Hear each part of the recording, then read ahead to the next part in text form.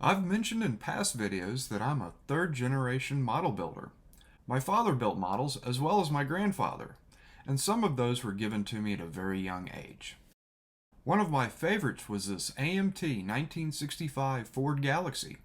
It had an awesome candy blue finish with a black stripe down the center. I thought it was curious that the front end was jacked up, but my dad said that was the style back then. I just didn't know any better.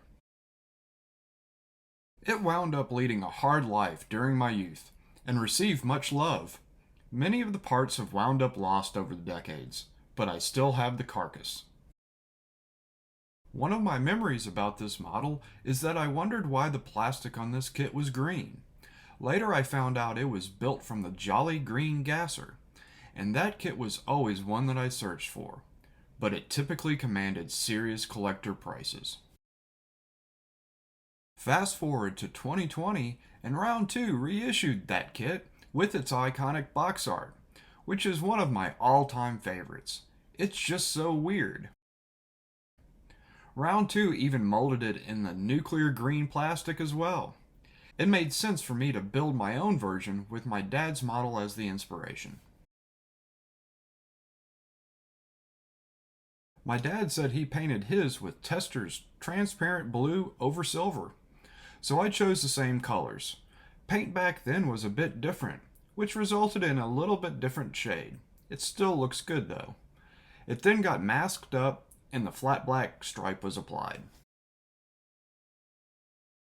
The original model's interior has been misplaced, but it wasn't very detailed, just all flat black.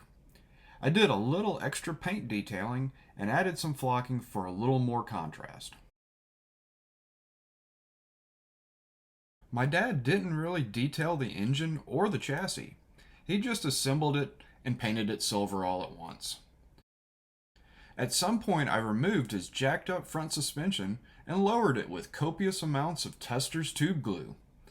It used to have springs from clothespins epoxied in place to create the original jacked up suspension.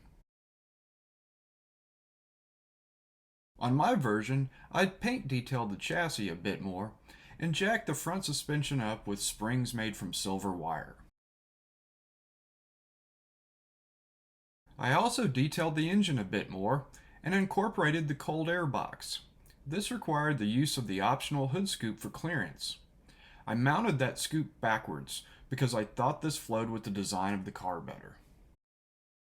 Another thing my young mind wondered about was why it had green glass. Dad said that was popular back then too. He said he used Tester's transparent green. The modern kit comes with green glass, but I felt it's a little too light and it just didn't look right. So I decided to take it slow and airbrush Alclad Candy Green to get it to the shade that was closer to my dad's model. I'm pretty happy with how this one turned out. I tried to focus on keeping the spirit of the original build, but added just a little extra while using what came in the reissued kit. I still have a few more of my dad's vintage builds, and I'll dig those out for another video down the road. As always, like, comment, and subscribe. You guys know what to do, because I have all kinds of model car stories to tell. Thanks for watching.